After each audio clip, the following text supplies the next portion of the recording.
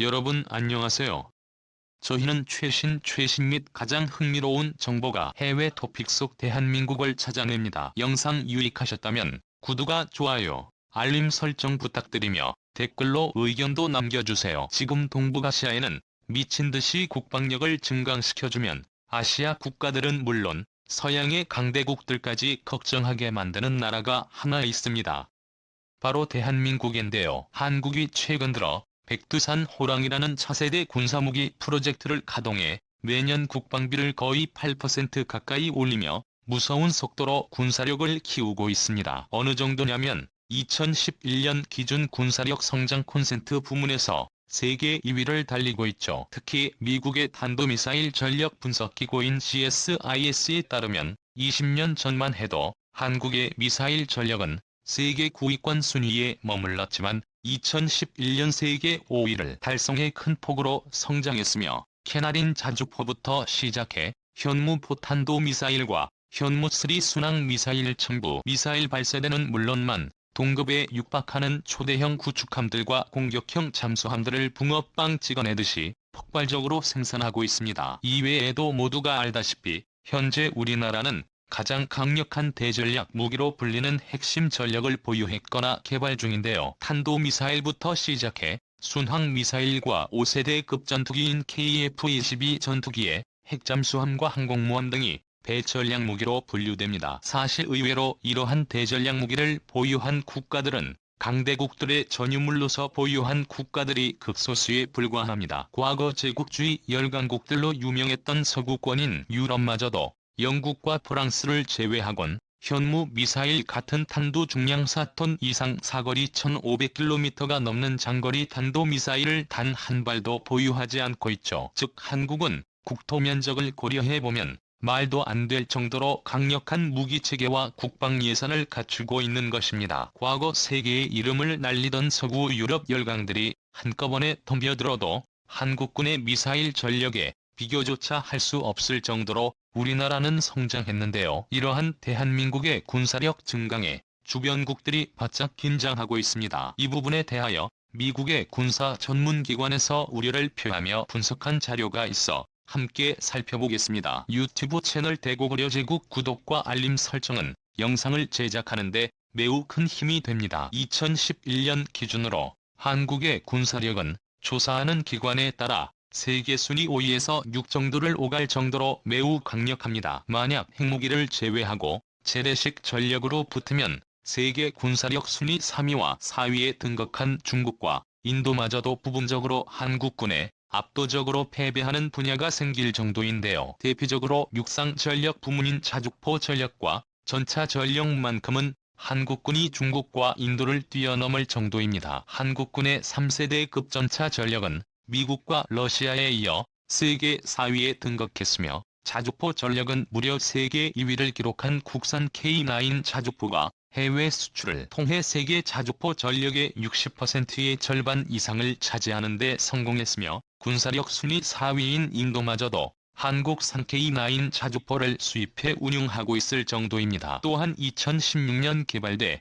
KF-21 전투기의 성능은 치명적인 문제를 보여주던 중국산 전투기에 비해 엄청난 성능을 보여주겠군요. 이러한 한국군이 현재 상황에 만족하지 않고 한민족의 미래를 위하여 더욱 강력한 군사력을 원하고 있으며 최근 매년마다 국방비를 거의 8%씩 올리며 놀라운 속도로 양과 질에서 군사력을 높이고 있는데요. 만약 이대로 계속 진행된다면 한국은 4년 안에 세계에서 5번째로 국방비를 많이 쓰는 나라가 될 예정입니다. 대고구려 제국TV 또한 더욱 무서운 건 한국 군대의 특성입니다.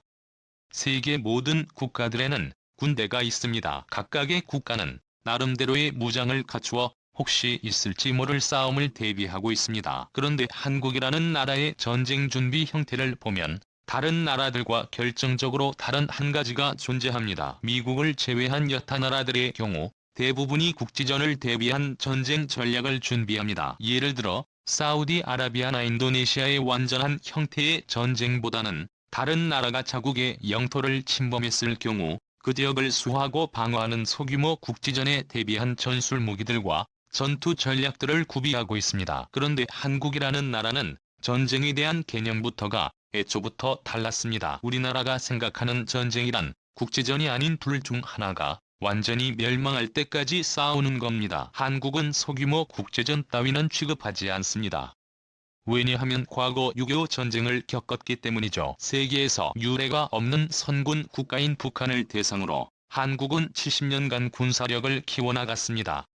북한만 그러할까요? 한국의 주변국들은 세계 군사력의 5위 안에 드는 국가들입니다. 이러한 완도에서 살아남기 위함이란 국가의 모든 걸 걸고 그야말로 모든 걸 쏟아붓고 상대를 완전히 끝을 내버린다는 게 대한민국 국군의 전쟁 전략입니다. 평화라는 것은 힘으로 지켜지는 것이라는 역사의 진실을 우리는 그동안 몇 번이나 경험했고 그냥 힘도 아니고 바로 우리 자신의 힘으로 지켜야만 비로소 진정한 평화를 얻을 수 있다는 사실을 깨달았기 때문입니다. 또한 세계 최고의 무기를 직접 개발해 만들고 있는 나라가 바로 한국이며 한국인들입니다. 외국인들은 잘 몰라서 그렇지 우리나라는 아주 무서운 나라입니다. 모든 무기를 백국산화한 뒤에 해외 수출까지 진행해 서구권을 대표하는 미국산과 본국권을 대표하는 러시아산 무기와 완전히 차별화되는 메이드 인 코리아라는 하나의 무기 플랫폼까지 등장했죠. 러시아의 군사 칼럼에서도 한국 국방부는 2025년까지 진행할 국방중기 계획을 본격적으로 발표하면서